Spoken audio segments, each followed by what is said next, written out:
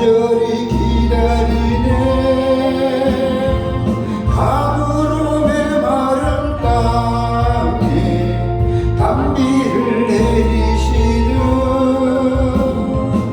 성령의 단비를 부어 새 생명 주옵소서.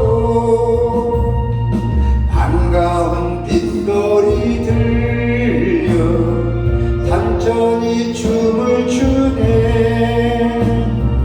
봄비로 내리는 성령 내게도 주옵소서.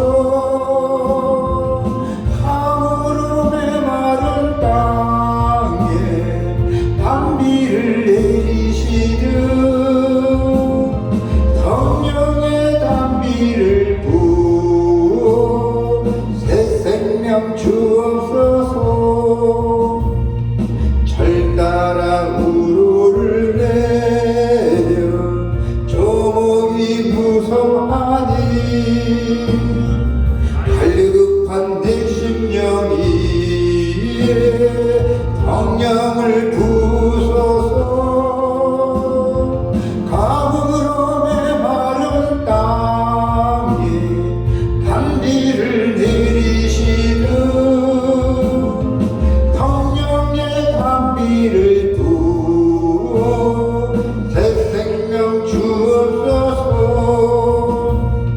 참되신 사랑의 언약 어길 수 있사오라.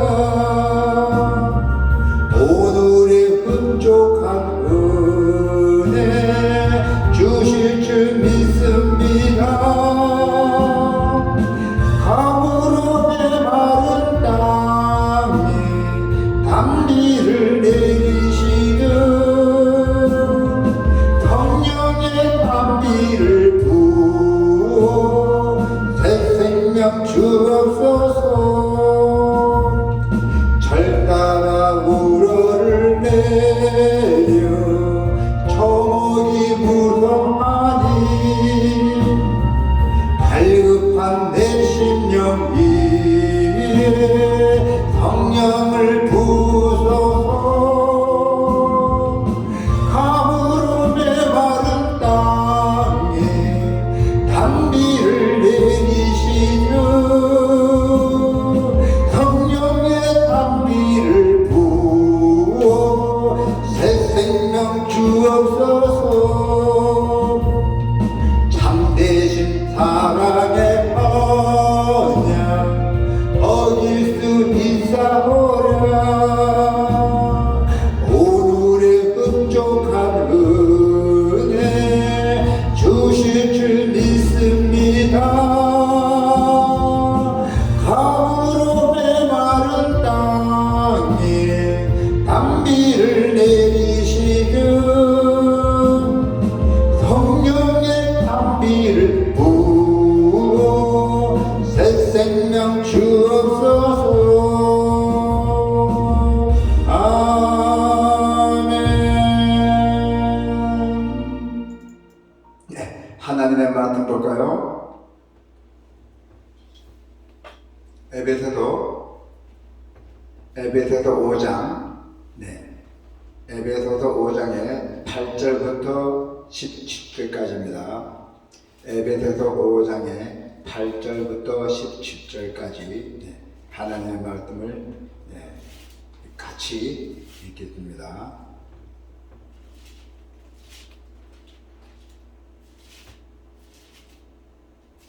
5장의 8절부터 17절까지입니다.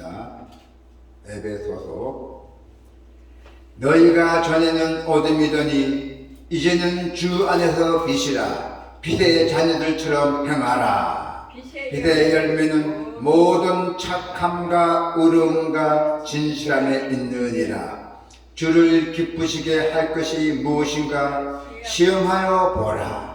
너희는 열매 없는 어둠의 일에 참여하지 말고 도리어 책망하라.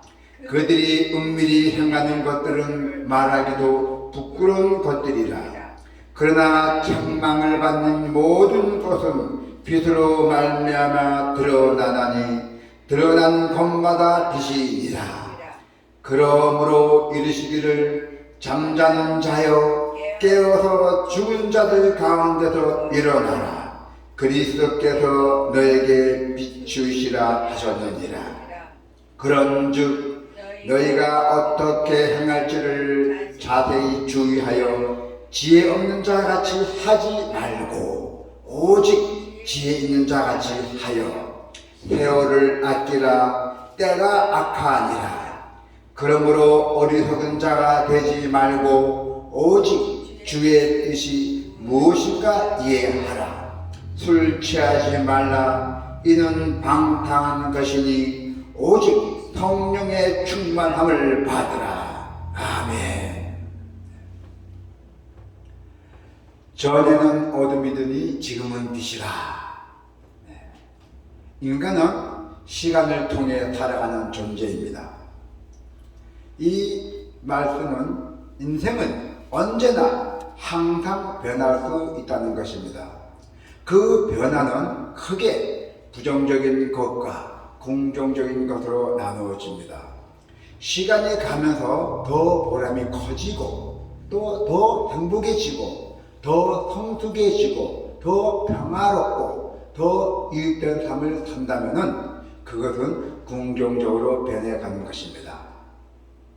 하지만 시간이 가면 갈수록 더 불만족스럽고 더 편견과 고집이 세지고 더 갈등이 심해지고 더 혼란스럽고 더 절망적이라면 그것은 부정적으로 변해가는 것입니다.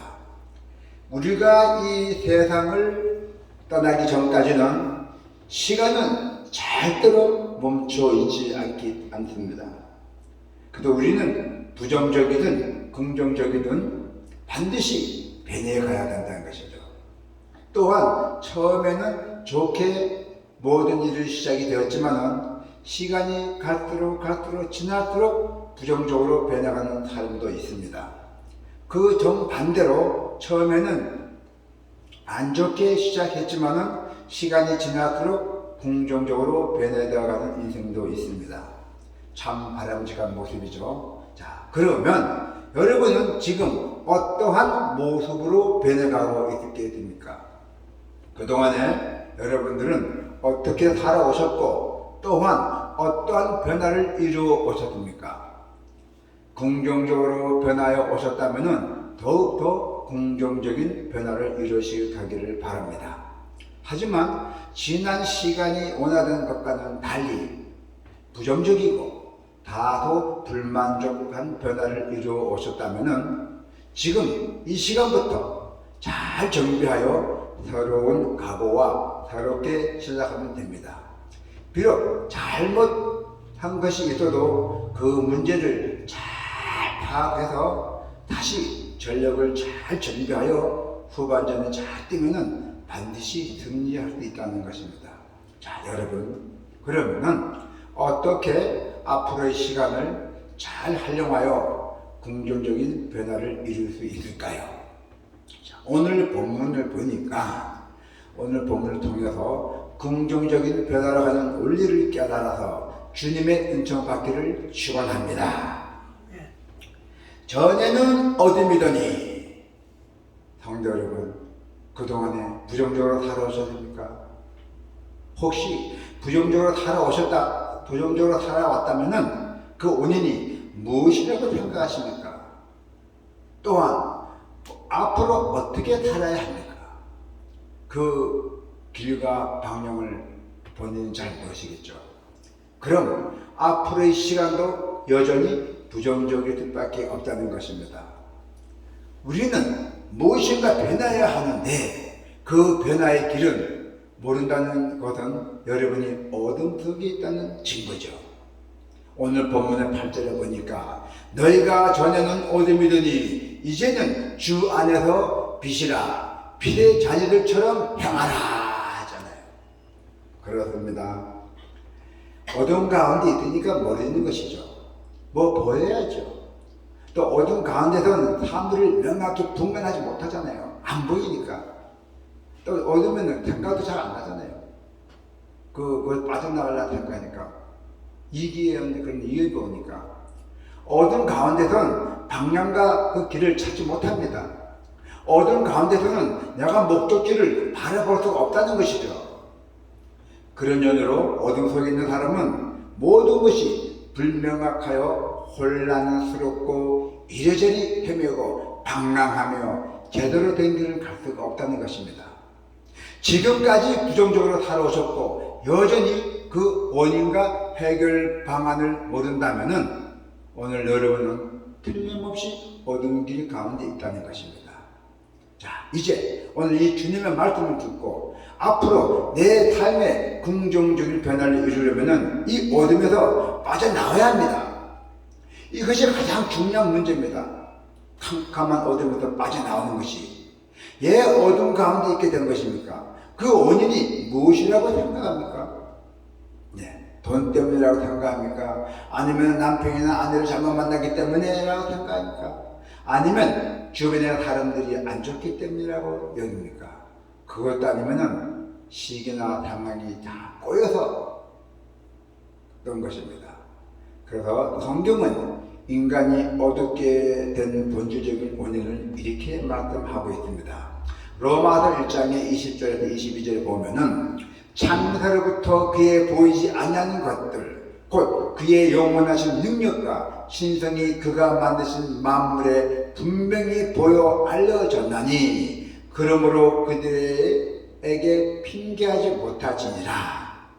하나님을 알되 하나님을 영화롭게 아니하며 감사하지도 아니하고 오히려 그 생각이 허망하여지며 미련한 마음이 어두워졌나니 스스로 지혜 있다 하니 어리석게 되었다. 아멘. 네. 성경은 인간이 어둡게 된 근본적인 원인을 하나님을 부정하고 하나님을 등졌기 때문이라고 말씀하고 있습니다. 또한 성경은 하나님의 빛이라고 말씀합니다. 할렐루야. 이 야고보서에 보면은 온갖 좋은 은사와 온전한 선물이 다 위로부터 빛들의 아버지께로부터 내려오나니 그는 변함도 없으시고 회전하는 그림자도 없으시니라. 빛을 등지면 그림자가 생기면 어둡잖아요. 그 때문에 하나님을 거부하고 그분의 빛의 은혜를 거부하게 된다면 인간은 어두울 수밖에 없다는 것입니다.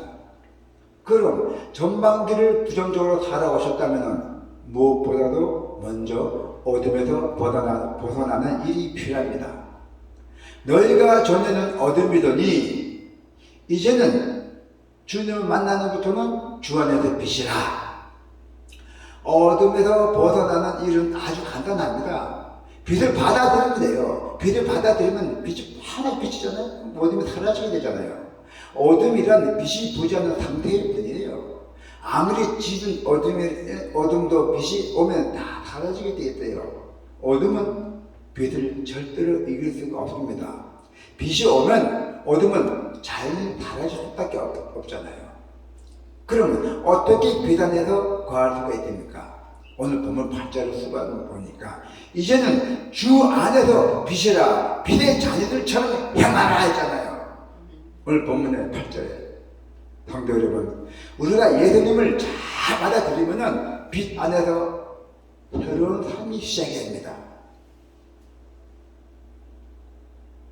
또 예수님은 세상의 빛으로 오신 분이잖아요. 그렇기 때문에 예수님을 잘 받아들이면은 빛의 사람으로서 새로운 인생이 시작되면서 많은 은혜와 축복받기를 됩니다. 전에는 어둠 속에서 어둠의 사람이었지만은 주님을 받아들이는 순간 빛의 사람처럼 빛의 자녀로서 새로운 인생이 시작된다는 것입니다. 이것이 바로 주님이 구원한 구원자입니다. 이에 대하여 성경은 또 이렇게 말씀합니다.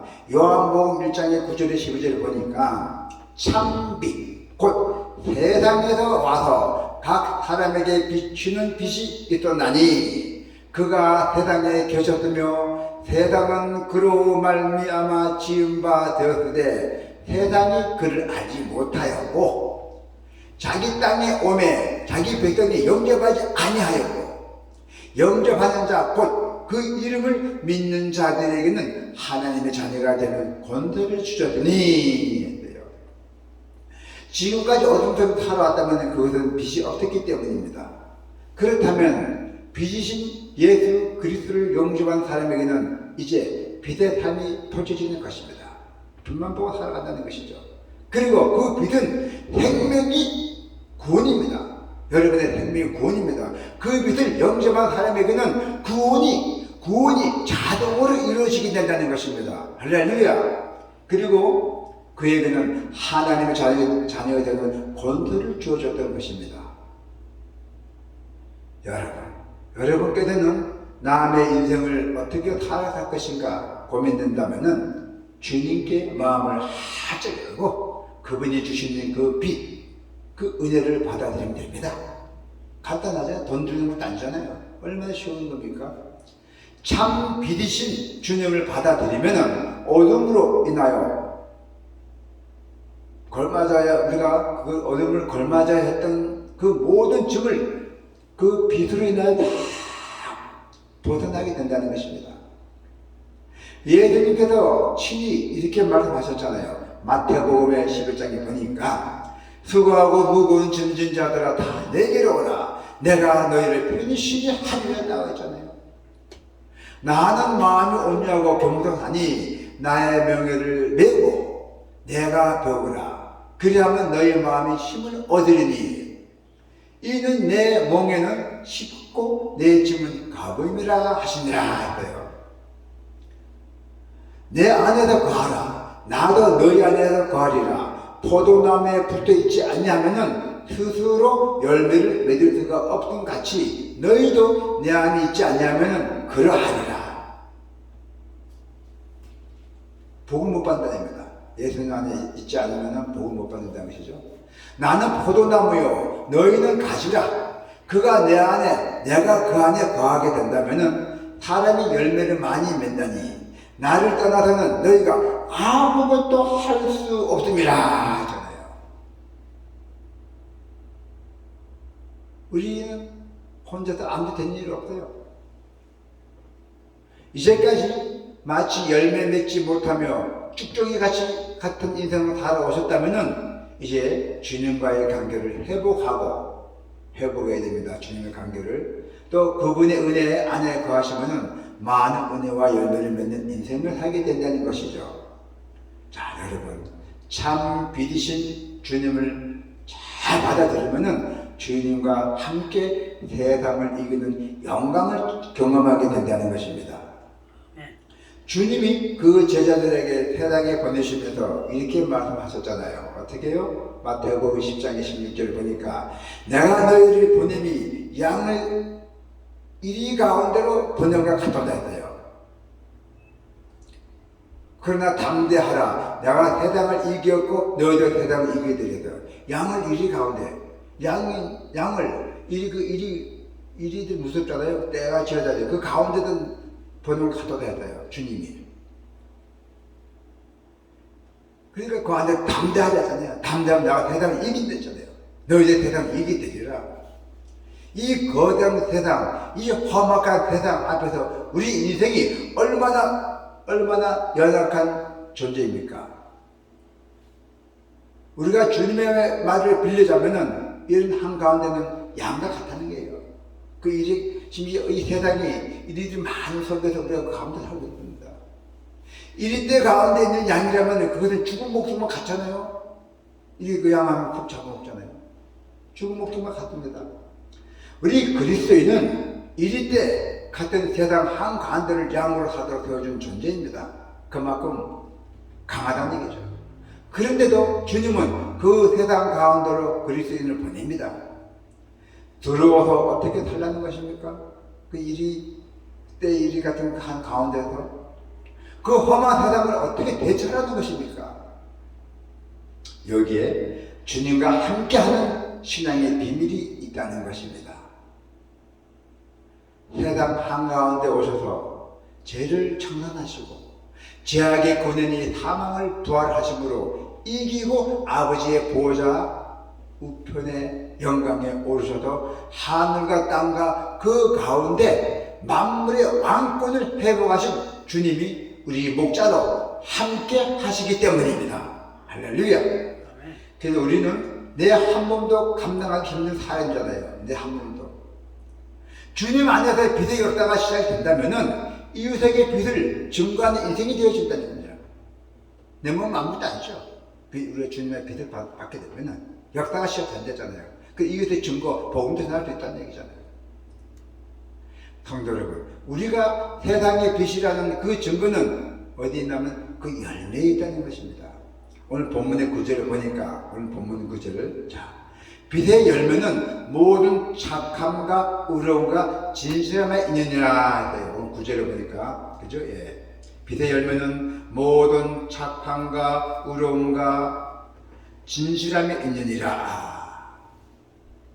세상은 악하고 불의하고 거짓되지만 그리스도인은 그런 세상 안에서 빚의 자녀로 잘 살아가며 선함과 의로움과 진실함과 그 증인으로 살아가게 된다는 것입니다.